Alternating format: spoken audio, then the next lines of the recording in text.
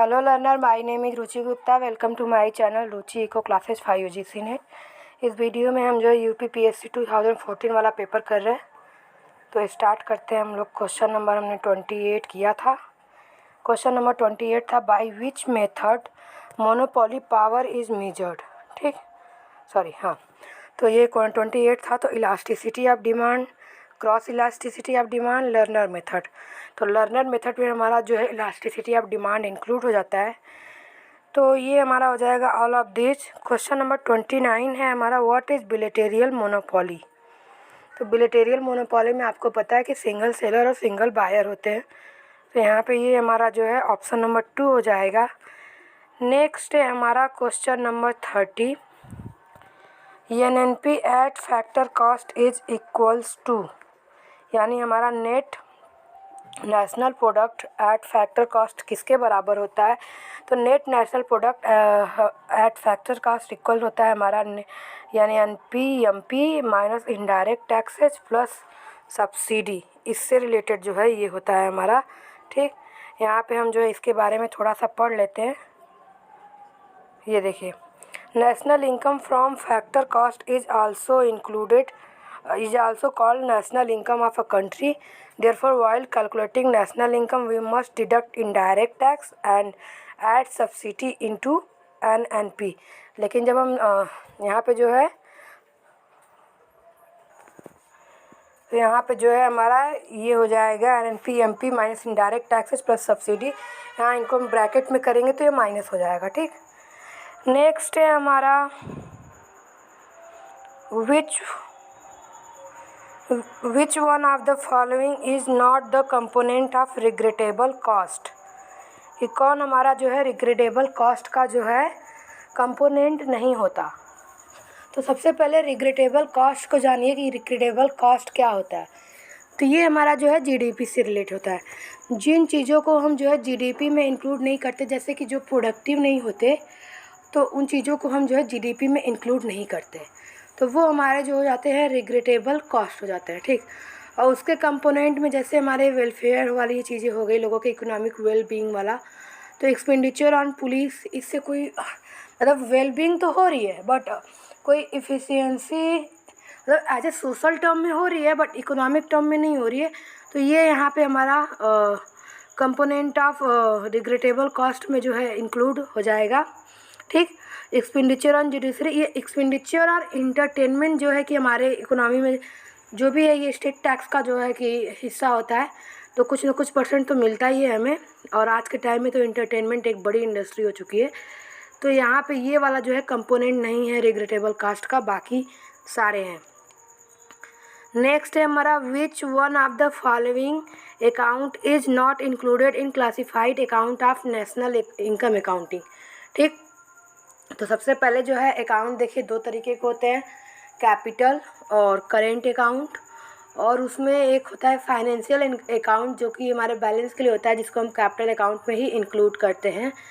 तो in case आप जो करेंट अकाउंट होता है, जब हम नेशनल इनकम को जो है अकाउंट करते हैं, तो उसमें हम जो है आपको पता है NI इक्वल्स टू क्या होता है, C + I + G। ठीक, तो कंजप्शन, एक्सपेंडिचर, इन्वेस्टमेंट, और ये तो इन्वेस्टमेंट की जगह हमारा सेविंग हो जाएगा, कंजप्शन हमारा जो हो जाएगा, फिर प्रोडक्शन अकाउंट हमारा जो हो जाता है ये है। तो हमारा जो फॉरेन ट्रांजैक्शन अकाउंट हम उसमें इंक्लूड नहीं करते हैं। ठीक, तो हम इसमें थोड़ा सा देख लेते हैं कि क्या है। ये हमारा देखिए रिग्रेटेबल कॉस्ट से रिलेटेड है। ठीक, कि all economic agree that GDP is a fairly good measure of value of the total output और goods and service produce of a country within a given period of time, usually within 1 year. यानी एक जो कि एक limited boundary या within boundary आप बोल सकते हैं, कंट्री के अंदर एक साल में जो कि जितना भी प्रोड्यूस किया जाता है गुड्स एंड सर्विसेज को, उसको जो है हम GDP में इंक्लूड करते हैं। लेकिन कुछ जो चीज़ें होती हैं, जैसे वीकनेस होता है GDP का, जिसमें हम जो है कुछ चीज़ें जो है इकोनॉमिक वेलबींग में जो है कंट्रीब्यूशन नहीं करती हैं, इंक्रीज नहीं करती हैं, सोशल वेलबींग में करती हैं, तो उनको जो है हम रिग्रेटेबल कंपोनेंट ऑफ GDP बोलते हैं। ठीक, अब हमारा हो गया करेंट अकाउंट में। तो देखिए करेंट अकाउंट में हमारा जो है प्रोडक्शन अकाउंट को इंक्लूड किया जाता है, और इनकम अकाउंट को इंक्लूड किया जाता है और एक्सपेंडिचर को इंक्लूड किया जाता है, ठीक। और एक्सपेंडिचर अकाउंट जो है कि हमारा डिस्पोजेबल इनकम का होता है, जो कि हम या तो कंज्यूम करते हैं या तो सेव करते हैं, या इसलिए जो है इस अकाउंट को हम जो है सेविंग अकाउंट भी बोलते हैं, ठीक।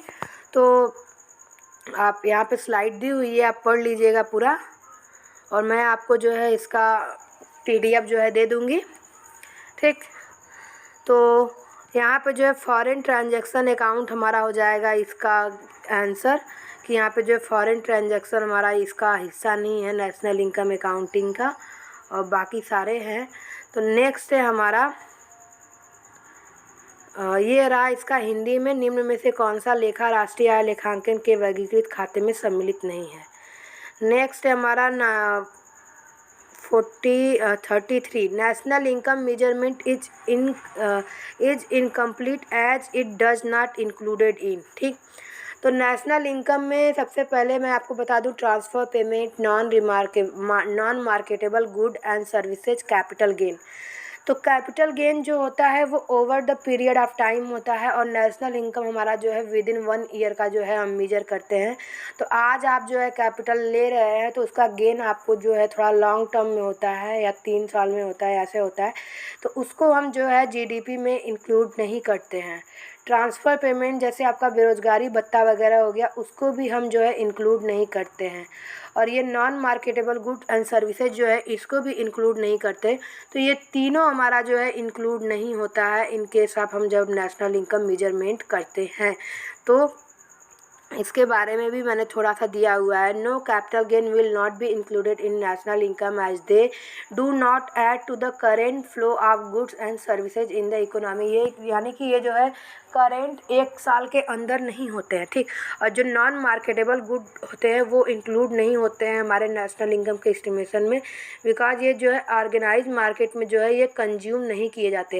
और जब ये ऑर्गेनाइज मार्केट में कंज्यूम नहीं किए जाते तो इनका भी कोई भी जो है लेखा जोखा नहीं होता, जैसे कि कोई पेन कॉपी पेन का कुछ रजिस्टर्ड नहीं होता, तो इसलिए ये जो है इंक्लूड नहीं होते हैं, ठीक। नेक्स्ट है हमारा which one is not associated with Keynes absolute income hypothesis. तो किन्स इनकम हाइपोथेसिस से क्या जो है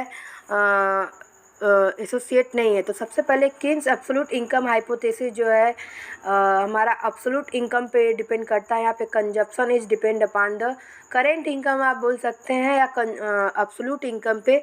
और इनका जो है ये कंजप्शन फंक्शन था C = C + BY, जहाँ पे ये C जो है हमारा ऑटोनोमस कंजप्शन होता है, जो कि consumption at 0 level of income होता है। B हमारा MPC होता है, जिसकी वैल्यू 0 से बड़ी होती है और 1 से जो है छोटी होती है, ठीक। Y हमारा डिस्पोजेबल इनकम होता है, जो पर्सनल इनकम माइनस टैक्सेशन होता है। और C हमारा कंजप्शन होता है, तो ये कंजप्शन फंक्शन होता है। ये स्लोप हमारा B होता है, यानी ये जो इस पे इस तरीके से ट्रायंगल बनते हैं स्लोप, ये हमारा जो है B को बताता है, ठीक। ये हमारे जो है B को बताता है। अब उसके बाद जो है हमारा ये हो गया कि हमारा ऑटोनोमस कहाँ पे होता है, ठीक। तो ऑटोनोमस हमारा जो है ये इस तरीके से देखिए, यहाँ पे ये ट्रायंगल हमारा B हो जाएगा इस तरीके से, ठीक। और ये हमारा ऑटोनोमस हमारा जो है कंजप्शन हो जाएगा, यानी इस लेवल के कंजप्शन पे भी हमारा जो है 0 इनकम पे भी हमारा कंजप्शन है। और जो किन्स का कंजप्शन फंक्शन है वो नॉन लीनियर होता है, नॉन प्रोपोर्शनल होता है, ठीक। उनका कंजप्शन फंक्शन भी दे दिया। और कभी कभी क्वेश्चन में एक चीज़ पूछता है कि व्हेन C = 0, C = 0 यानी ऑटोनोमस कंजप्शन हमारा 0 है, तो हमारा कंजप्शन फंक्शन ओरिजिन से जाएगा। उस केस में हमारा APC = MPC होता है, ठीक। अब ये हो गया हमारा। अब हम यहाँ पे अपने क्वेश्चन पे आते हैं। किन्स के एब्सोल्यूट इनकम हाइपोथेसिस, उन्होंने ये इक्वेशन दिया, इक्वेशन में क्या क्या दिया ये मैंने आपको बता दिया। अब हम जो है किन्स के एब्सोल्यूट इनकम हाइपोथेसिस के बारे में बताते हैं कि जो किन्स का एब्सोल्यूट इनकम हाइपोथेसिस है उसको प्रोफेसर कुरिहारा, ठीक, उन्होंने जो है बोला है साइकोलॉजिकल लॉ ऑफ कंजप्शन बोला है, ठीक। तो इसको जो है साइकोलॉजिकल लॉ ऑफ कंजप्शन भी बोलते हैं। अब किन्स ने अपने इनकम हाइपोथेसिस से कंजप्शन फंक्शन से रिलेटेड जो है एक दो कंडीशंस दिए हैं। उसमें पहला ये होता है कि ये तो है इनका जो कीन्स का एब्सोल्यूट इनकम हाइपोथेसिस क्या कहता है, कंडीशन में बाद में बताती हूँ। कीन्स का एब्सोल्यूट इनकम हाइपोथेसिस क्या बताता है कि इनकम जब इंक्रीज होता है तो हमारा कंजप्शन भी इंक्रीज होता है, लेकिन जिस प्रपोर्शन में हमारा इनकम इंक्रीज होता है कंजप्शन उससे कम प्रपोर्शन में इंक्रीज होता है। जैसे आपका एंजल लॉ होता है। एंजल लॉ क्या बोलता है? एंजल लॉ ये बोलता है कि जब हमारा इनकम इंक्रीज होता है तो कंजप्शन इंक्रीज होता है, बट जब जैसे जैसे इनकम हमारा इंक्रीज होता है कंजप्शन उसके कंपैरिजन मतलब जो प्रपोर्शन में इंक्रीमेंट है वो कंजप्शन में इंक्रीमेंट थोड़ा कम होता जाता है। यानी हमारी इनकम अगर लेवल 10 रुपये इंक्रीज हुई तो हमारी कंजप्शन फिर जब इंक्रीमेंट कंजप्शन है 8 होगी, यानी ये प्रपोर्शन जो 2 रुपये है वो सेविंग भी हो जा रही है। ठीक, तो यहाँ पे हमारा ये है कि APC increases as income increases, यानी कि हमारा जो हमारा एवरेज प्रोपेंसिटी टू कंज्यूम है C/Y, इनकम के राइज होने से APC इंक्रीज होती है, ये है। ठीक, उनके अब दो कंडीशन क्या है? कंडीशन ये है कि MPC जो है 0 से बड़ी होती है, 1 से छोटी होती है। ठीक, और दूसरा ये होता है कि जैसे जैसे हमारा इनकम इंक्रीज होता जाता है, ठीक, APC लेस देन MPC होना चाहिए। MPC यानी जो इंक्रीमेंट हमारा जो है इंक्रीमेंटल इनकम है जो उससे कंज्यूम होने वाली आय जो है हमारी APC से जो है छोटी होती है। ठीक, MPC less than APC, sorry हाँ, MPC जो है लेस देन APC होनी चाहिए। ठीक, ये हो गया। और यहाँ पे तो इस केस में जो है हमारा it is based on knowledge and human nature, ये वहाँ पे जो है गलत है, बाकी ये तीनों जो है सही हैं। ठीक, कि इनकम के इंक्रीज होने पे हमारा कंजप्शन इंक्रीज होता है, जब कंजप्शन इंक्रीज होगा तो आपकी C/Y जो APC बोली जाती है वो तो इंक्रीज होगी। ठीक, अब हम जो है पढ़ते हैं 35, ये जो है आपका हिंदी में 35 क्वेश्चन की तरफ। Which is incorrect regarding Duesenberry relative income hypothesis. तो सबसे पहले जो मैं आपको बता देती हूँ, ड्यूजेनबरी ने रिलेटिव इनकम हाइपोथेसिस दिया था। इसमें दो और फेमस इफेक्ट है, एक रैटचेट है, और पहले डेमोन्स्ट्रेशन आता है फिर रैटचेट आता है। डेमोन्स्ट्रेशन क्या बताता है कि जैसे हम अपनी कम्युनिटी या अपने नेबर के जो है इनकम को देख कर, कंजप्शन को देख करके अपने कंजप्शन को जो है इंक्रीज करते हैं, लेकिन जब हमारी इनकम फॉल हो जाती है तो हम अपने उस कंजप्शन को उस लेवल पे नहीं ला पाते, यानी कि क्योंकि हम यूज्ड टू हो चुके होते हैं उस कंजप्शन के। तो ये हमारा जो नीचे वाला पोर्शन है कि जिसमें हम जो है कंजप्शन को डिक्रीज नहीं कर पाते हैं इनकम के कम होने पे, ये हमारा रैटचेट हो जाता है। और उसके ऊपर वाला जो है कि इनकम बढ़ने पे कंजप्शन मतलब कम्युनिटी का, तो वो हमारा डेमोन्स्ट्रेशन इफेक्ट में आ जाता है। ठीक, अब रिलेटिव इनकम हाइपोथेसिस जो होता है कि consumption is a function of relative income. Relative income यानी कि जो हमारा जो कंजप्शन है वो जैसे कम्युनिटी के कंजप्शन पे डिपेंड करता है। तो यहाँ पे people imitate their rich neighbour. हाँ, तो पीपल जो है कि लोग जो है इमिटेट करते हैं रिच नेबर्स को। Rich neighbour will have higher APC। तो अगर इन केस आप APC बोलते हैं, ठीक, तो आपको पता है कि जब एक पुअर पर्सन होता है तो उसकी APC कम होती है, और जो एक हमारा जो रिच लोअर क्लास का पर्सन होता है उसकी APC ज़्यादा होती है। क्यों? क्योंकि जो लोअर क्लास वाले होते हैं वो अपने कंजप्शन का इनकम का ज़्यादा से ज़्यादा पार्ट कंज्यूम कर जाते हैं, और जो रिच पर्सन वाले होते हैं, क्योंकि जब आप मिडिल क्लास से अपर होते जाते हैं तो एक लेवल के बाद आपकी कंजप्शन बढ़ती नहीं है, तो एक ये रिच पर्सन की जो है हायर APC नहीं होती। हाँ, MPC उनकी हायर हो सकती है, उसकी वजह ये है कि वो कुछ स्टेटस और प्रेस्टिजियस जैसे चीज़ें जो है कंज्यूम करते हैं, जिसकी वजह से उनकी MPC हाई हो सकती है। ठीक, कंज्यूमर प्रेफरेंसेज आर इंटरडिपेंडेंट। तो हाँ, क्योंकि जब ये रिलेटिव इनकम हाइपोथेसिस है, हमारा जो है कंजप्शन जो है हमारे कम्युनिटी के इनकम पे डिपेंड करता है, तो यहाँ पे कंज्यूमर की जो चॉइसेज है वो इंटरडिपेंडेंट हो सकती हैं। ठीक, differences in relative income determine consumption expenditure. तो ये जो लोगों के जो है कि रिलेटिव इनकम यानी कि एक दूसरे के इनकम के कंपैरिजन किया जाता है कि उनके जो डिफरेंस है, तो कंजप्शन एक्सपेंडिचर को डिटरमाइन करती हैं कि जिसके ज़्यादा होंगे उनके जो है ज़्यादा कंजप्शन है, जिसके कम होंगे उनके कम। ठीक, तो यहाँ पे ऑप्शन नंबर 2 जो है in case of regarding relative income hypothesis सही नहीं है। और अगर आपको जो है कहीं भी किसी भी क्वेश्चन में कोई डाउट समझ में आए तो आप जो उसको कमेंट सेक्शन में कमेंट कीजिए, ये इसका हिंदी है। और जो है अगर आपको वीडियो पसंद आए तो चैनल को लाइक करें, शेयर करें, सब्सक्राइब करें और बेल आइकन को प्रेस करना ना भूलें, जिससे आपको आने वाले वीडियो की नोटिफिकेशन मिल जाए। अब नेक्स्ट है हमारा which is not linked with Friedman permanent income hypothesis. तो परमानेंट इनकम हाइपोथेसिस जो है दिया है फ्रीडमैन ने 1948 में। ठीक, 1948 में हमारा इस परमानेंट इनकम हाइपोथेसिस को फ्रीडमैन ने दिया है, जिसमें हमारा permanent consumption is a function of होता है परमानेंट इनकम। ठीक, और इसमें आप इसके पहले जो है कि हमारा जो है इनकम जो है 2 पार्ट में परमानेंट हमारा जो कंजप्शन होता है वो फंक्शन होता है इनकम का, और इसमें कंजप्शन हमारा 2 पार्ट में डिवाइडेड होता यहाँ पे इनकम हमारा 2 पार्ट में डिवाइड होता है, एक ट्रांजिटरी इनकम प्लस एक परमानेंट इनकम। ठीक, ट्रांजिटरी इनकम वो होती है जैसे आप काम जैसे कोई एक एम्प्लॉई है वो 8 से 10 काम करता है, तो वो उसके जैसे कि 5 से 6 करता है या जो भी करता है 9 से 5। ठीक, तो उसकी जो वो पर मंथ जो करता है वो उसकी परमानेंट इनकम का पार्ट है। लेकिन कभी कभी जो वो ओवर टाइम करता है तो ओवर टाइम से जो इनकम मिलती है वो हमारा ट्रांजिटरी है। लेकिन वो लगातार जो है पहले महीने फिर साल जब वो करने लगता है ओवर टाइम, तो वो ट्रांजिटरी कन्वर्ट होकर के परमानेंट हो जाती है। यानी ट्रांजिटरी इनकम हमारा जो है शॉर्ट टर्म होती है, जब ये हमारा परमानेंट होने लगती है मतलब लॉन्ग टाइम में होने लगती है तो ये पार्ट हो जाती है हमारे परमानेंट इनकम का। ठीक, तो ये ट्रांजिटरी और परमानेंट आपको मैंने बता दिया।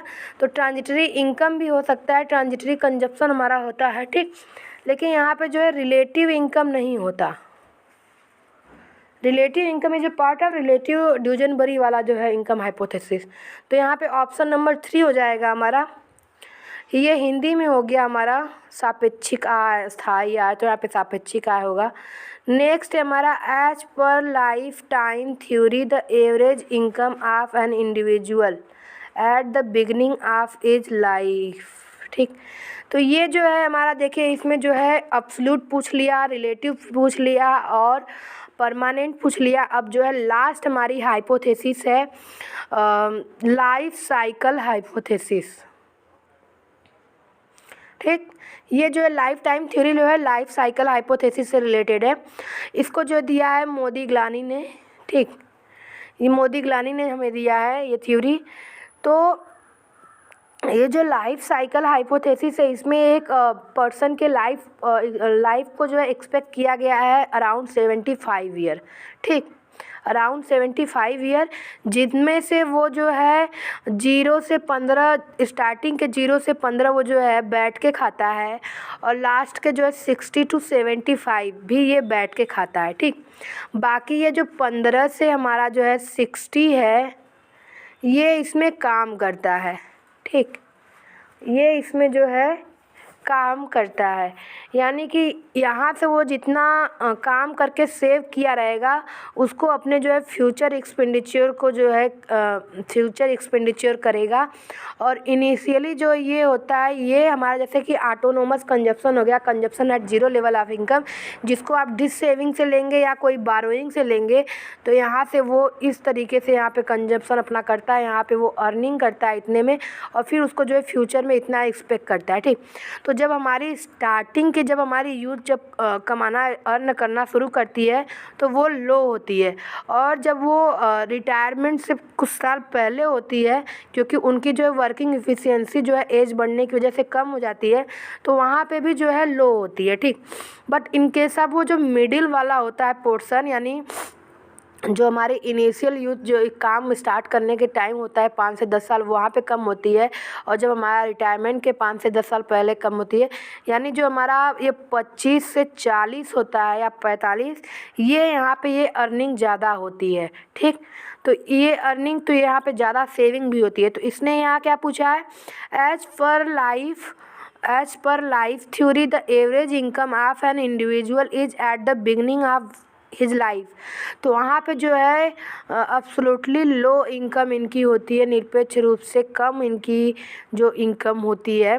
ठीक, रिलेटिवली यहाँ पे नहीं लेंगे क्योंकि लाइफ साइकिल हाइपोथेसिस का रिलेटिवली से कोई कंपैरिजन नहीं है, यहाँ पे जो अब्सोल्युटली होता है। ठीक, तो यहाँ पे ये लो होती है, मिडिल में हाई हो जाएगी और लास्ट में भी लो होती है। ठीक, अब हम जो है यहाँ पे एक क्वेश्चन करेंगे। In classical theory of output and employment, the independence of real variable from change in money supply and nominal variable is called। ठीक, तो ये जो है हमारा क्लासिकल डाइकोटॉमी से रिलेटेड है, यानी जो क्लासिकल हमारा आप बोल सकते हैं परंपरागत क्लासिकल डाइकोटॉमी, हिंदी में क्या प्रतिष्ठित विभाजन। ठीक, ये है। ठीक, तो ये क्लासिकल डाइकोटॉमी क्या बोलती है कि जब हमारा क्लासिकल थ्योरी ऑफ आउटपुट और एम्प्लॉयमेंट होता है तो ये जो है रियल वेरिएबल से इफ़ेक्ट नहीं होता है, और ये जो है मनी सप्लाई और नॉमिनल वेरिएबल से भी जो है, नॉमिनल वेरिएबल जो है ये केवल जो है प्राइस से इफ़ेक्टेड होते हैं, यानी कि रियल वेरिएबल जो है इसमें न्यूट्रल होते हैं। तो इसलिए इसको जो है न्यूट्रलिटी ऑफ मनी भी बोलते हैं, जो कि न्यूट्रलिटी, और यहाँ पे न्यूट्रलिटी ऑफ मनी का कॉन्सेप्ट किसने दिया है, पैटिंकिन ने सबसे पहले दिया है। न्यूट्रलिटी ऑफ मनी का कॉन्सेप्ट हमारा जो है पूछा गया क्वेश्चन है, बार बार पूछता है, पैटिंकिन ने दिया है। और पैटिंकिन, डॉन पैटिंकिन ने जो है किन्स के हमारा जो है कीन्स का जो एम्प्लॉयमेंट इनकम इनकम आउटपुट जो डिटर्मिनेशन है एम्प्लॉयमेंट, जिसमें वो बोलते हैं इफेक्टिव डिमांड है और हमारा जो है aggregate demand equal to aggregate supply, full employment is a general phenomena. तो वहाँ पे जो वॉलंटरी अनएम्प्लॉयमेंट को वो लेकर के बनाते हैं कॉन्सेप्ट, तो यहाँ पे इन्होंने जो है उसी कॉन्सेप्ट को लेकर के पैटिंकिन ने बनाया है, और इनवॉलंटरी अनएम्प्लॉयमेंट का कॉन्सेप्ट जो दिया है वो पैटिंकिन ने दिया है। ठीक, नेक्स्ट है हमारा, हम इसके बारे में थोड़ा सा पढ़ लेते हैं क्लासिकल डाइकोटॉमी के बारे में। तो क्लासिकल डाइकोटॉमी हमारा जो है पैटिंकिन 1965 में है, refers to the idea that real variable like output and employment are independent of monetary variable. जो क्लासिकल डाइकोटॉमी क्या होती है, क्लासिकल डाइकोटॉमी ये होती है कि हमारे जो रियल वेरिएबल है, जैसे हमारे आउटपुट हैं और एम्प्लॉयमेंट है, ये जो है हमारे मॉनेटरी से वेरिएबल से, जैसे प्राइस वगैरह से जो है इंडिपेंडेंट होते हैं, इनके ऊपर जो है इनका कोई इम्पैक्ट नहीं पड़ता। Neutrality of money is an important idea in classical economics and is related to classical dichotomy. It hold that not only the real economy unaffected by the level of money supply, यानी कि जो हमारी real economy है, real variable है, वही नहीं unaffected होते हैं मनी सप्लाई से, बल्कि जो हमारे rate of money supply growth है वो भी अनइफेक्टेड होती है रियल वेरिएबल से। ठीक, तो यहाँ पे जो है हमारा ये जो स्टेटमेंट है वो क्लासिकल डाइकोटॉमी है। ठीक, ये मैंने आपको बता दिया। आप इसको जो है आप हिंदी में देखिए, उत्पादन व आय के प्रतिष्ठित सिद्धांत के अनुसार ये वाला वास्तविक चरों का मुद्रा की पूर्ति और मौद्रिक चरों से स्वतंत्र होना कहलाता है। तो ऑप्शन नंबर 3। नेक्स्ट हमारा 39, According to Friedman and Phillips, when natural rate of unemployment exists in the long run, the Phillips curve become। ये फिलिप्स कर्व से रिलेटेड है कि हमारा जो है नेचुरल रेट ऑफ अनएम्प्लॉयमेंट हमारा जो है कि लॉन्ग रन में जो है एग्जिस्ट करता है, तो हमारा फिलिप्स कर्व क्या हो जाता है। तो आपको पता है कि इन लॉन्ग रन हमारा फिलिप्स कर्व जो है वर्टिकल स्ट्रेट लाइन हो जाता है। ठीक, और शॉर्ट रन में हमारा जो है इस तरीके से होता है, और उसे जो है फ्रीडमैन और फिलिप्स ने दिया है। ठीक, अब हमारा जो है क्वेश्चन नंबर 40 है, the modified Phillips curve is suggested by, तो वो जो है टॉबिन ने दिया है। मॉडिफाइड फिलिप्स कर्व जो है हमारा टॉबिन ने दिया है, और ये जो है नेचुरल रेट ऑफ अनएम्प्लॉयमेंट जो कि non accelerating inflation rate of unemployment है, उसी के टाइम दिया था। हम इसके बारे में थोड़ा सा पढ़ लेते हैं। तो James Tobin modified the Phillips curve in 1970 where he suggested a compromise between the traditional negatively sloping Phillips curve, जो कि हमारा ये इस तरीके से है, एक मिनट, जो कि हमारा जो है आपका जो है ये इस तरीके से डाउनवर्ड स्लोपिंग है। एंड द एसिलरेशनिस्ट व्यू, यानी कि जो वर्टिकल हमारा होता है नेचुरल रेट ऑफ अनएम्प्लॉयमेंट, वो उस टाइम जो है उन्होंने जेम्स टॉबिन ने मॉडिफाइड फिलिप्स कर दिया था, जिसमें हमारा जो है शॉर्ट रन वाला ये इस तरीके से है और एसिलरेशनिस्ट वाला जो है ये इस तरीके से है। ठीक, नेक्स्ट है हमारा Tobin assumed that expected value of capital gains or losses from holding interest bearing asset is always, ठीक। तो टॉबिन जो है कि expected value of capital gain और losses from holding interest bearing asset is always, तो उसमें जो है जीरो होता है, क्योंकि जो टॉबिन है उन्होंने जो है फिक्स्ड इंटरेस्ट रेट रखा होता है। Interest rate in case of Tobin जो है वो उन्होंने फिक्स्ड इंटरेस्ट रेट रखा होता है, जिसके बारे में हम थोड़ा सा पढ़ते हैं, यहाँ पे दिया हुआ है। नेक्स्ट है हमारा in Tobin theory there is no such thing as fixed normal level to which interest rates are always expected to return as has been postulated by Keynes, यानी जो है किन्स की जो है इंटरेस्ट रेट है वो उसे चेंज करते हैं, but in case of Tobin जो है ये हमारा normal fixed normal interest rate होता है, जिसमें कैपिटल गेन हमारा जो है एक्सपेक्टेड कैपिटल गेन जो है हमारा जीरो होता है, क्योंकि इसमें जो है इंडिविजुअल इन्वेस्टर जो है एक्सपेक्ट करता है कैपिटल गेन और लॉस जो है इक्वली लाइकली जो है वो एक्सपेक्ट करता है, इसलिए यहाँ पे जो है कैपिटल गेन हमारा जो है जीरो होता है। तो यहाँ पे Tobin assume that expected value of capital gain और losses from holding interest bearing asset ये ऑलवेज जीरो होता है। ठीक, अब जो है हम इसका हिंदी में देख लीजिए, यहाँ पे टॉबिन की मान्यता वाली जो है ये, ठीक, यहाँ पे जीरो हो जाएगा। नेक्स्ट है हमारा autonomous investment depend upon, autonomous investment हमारा डिपेंड करता है, ठीक। तो ये जो है हमारा पॉपुलेशन ग्रोथ पे भी डिपेंड करता है और टेक्निकल प्रोग्रेस पे भी डिपेंड करता है। ऑटोनोमस होता है एक, और एक होता है इंड्यूस इन्वेस्टमेंट, ठीक। तो इन्वेस्टमेंट जो है हमारा रेट ऑफ इंटरेस्ट के इन्वर्सली रिलेटेड होता है। आर इंक्रीजिंग होता है तो आई डिक्रीजिंग होता है, और आई हमारा आर इंक्रीजिंग होता है, आर जो डिक्रीजिंग होता है तो आई हमारा जो है इंक्रीजिंग होता है। नेक्स्ट है हमारा तो इंड्यूस इन्वेस्टमेंट क्या होता है? इंड्यूस इन्वेस्टमेंट जो है हमारा मार्जिनल एफिशिएंसी ऑफ कैपिटल पे डिपेंड करता है और रेट ऑफ इंटरेस्ट पे डिपेंड करता है, यानी हमें जो है कितना उससे रिटर्न मिल रहा है। और ऑटोनोमस हमारा जो है पॉपुलेशन ग्रोथ और जो है टेक्निकल प्रोग्रेस दोनों पे जो है डिपेंड करता है। तो यहाँ पे ऑप्शन नंबर 3 हो जाएगा, ठीक। यहाँ पे ये स्वायत्त विनियोग किस पर निर्भर करता है, यहाँ पे ये हो जाएगा। नेक्स्ट है हमारा the 43 the oscillator model is based applied in case of, तो ये जो है हमारा एसिलेटर मॉडल जो है बेस्ड होता है apply in case of inventory investment, ठीक। वैसे तो एसिलेटर जो मॉडल होता है वो हमारा जो है in case of residential, capital market, business fix सब में हमारा एसिलेटर अप्लाई होता है, बट सबसे बेस्ट किस में होता है? इन्वेंट्री इन्वेस्टमेंट में, ठीक। तो हम जो है थोड़ा सा पढ़ लेते हैं कौन कौन से इन्वेस्टमेंट होते हैं, उनको क्या कहते हैं। तो ये बिजनेस फिक्स इन्वेस्टमेंट है। बिजनेस फिक्स इन्वेस्टमेंट यानी कि प्लान्स और इक्विपमेंट में जो है हम टूल्स जो है यूज करते हैं, वो हमारे जो है बिजनेस फिक्स इन्वेस्टमेंट में आते हैं, ठीक। उसके बाद जो है रेजिडेंशियल इन्वेस्टमेंट होता है, जैसे कि लोग जो है कुछ घर को जो है कंस्ट्रक्ट करते हैं, ख़रीदते हैं, बेचते हैं, उसमें जो लोग रहते हैं और या जो रेंट देते हैं उसको जो है हम रेजिडेंशियल इन्वेस्टमेंट में करते हैं, ठीक। तो ये जो है 3 to 5% जो है जीडीपी जो है डिफरेंट कंट्री में जो है वेरियस करता है, यानी रेजिडेंशियल इन्वेस्टमेंट जो होता है जीडीपी का 3 से 5% होता है।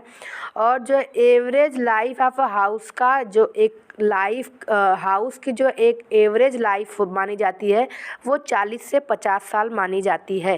ठीक, अब इन्वेंट्री इन्वेस्टमेंट क्या है कि जब firm hold inventory of raw material semi finish good, यानी कि जो जिससे हम फाइनल प्रोडक्ट तैयार करते हैं, ठीक, तो वो सारे रॉ मटेरियल जो इनपुट हैं हमारे एक्सक्लूडिंग वेरिएबल्स लाइक लेबर, ठीक, तो the firm also hold inventories of finish goods to be sold shortly. तो इस तरीके के जो हमारे स्टॉक होते हैं, इन्वेंट्रीज होती हैं, उन्हें जो है हम इन्वेंट्री इन्वेस्टमेंट कहते हैं। ठीक, अब यहाँ पे आप देखिए the inventories of raw materials and good depend on the level of output, ठीक, which a firm plan to produce, यानी कि जो है कि ये डिपेंड करता है हमारे लेवल ऑफ आउटपुट पे जिसको हम प्रोड्यूस करने का प्लान कर रहे होते हैं। An important model that explain the inventories of raw material and goods is the escalator model, जो कि ये एस्केलेटर मॉडल है। और एस्केलेटर मॉडल जो है ऑल टाइप ऑफ इन्वेस्टमेंट जो है अप्लाई होता है, लेकिन ये जो है बेस्ड होता है इनके सब inventory investment. According to accelerator model, the firm hold the total stock of inventories of raw material and good that is proportional to their level of output. ठीक, तो यहाँ पे आपको इसका जो है आंसर पता चल गया। अब एक हम और कर लेते हैं, वीडियो ऑलरेडी काफ़ी लेंदी हो चुकी है, तो एक ये 44 कर लेते हैं, नेक्स्ट हम 45 से जो है नेक्स्ट वीडियो में करेंगे। If the Q ratio is Tobin theory is, तो टॉबिन की जो ये क्यू रेशियो वाली थ्योरी है इसको जो है इन्वेस्टमेंट थ्योरी बोलते हैं, और इसमें दिया है Tobin theory is greater than 1, it implies that. तो इसमें जो हमारा फॉर्म होता है या मार्केट हमारा जो स्टॉक होता है वो greater than the replacement cost होता है। तो यहाँ पे ऑप्शन नंबर फर्स्ट हो जाएगा, सही हो जाएगा। यहाँ पे ऑप्शन नंबर फर्स्ट हमारा जो है यहाँ पे सही हो जाएगा। Conversely a high Q greater than imply that a firm stock is more expensive than the replacement cost of it assets which imply that the stock is over valuated. ठीक, तो यहाँ पे हमने जो है 44 क्वेश्चन किया है। नेक्स्ट हमारा ये हाई पावर्ड मनी है, बट वीडियो काफ़ी लेंदी हो चुका है, तो इसको अब नेक्स्ट वीडियो में करेंगे। तो अगर आपको जो है वीडियो पसंद आए तो चैनल को लाइक करें, शेयर करें और सब्सक्राइब करें। और मैं देखिए आपको जो है फुल एक्सप्लेनेशन के साथ दे रही हूँ, तो प्लीज़ चैनल को सब्सक्राइब करें। Thank you so much.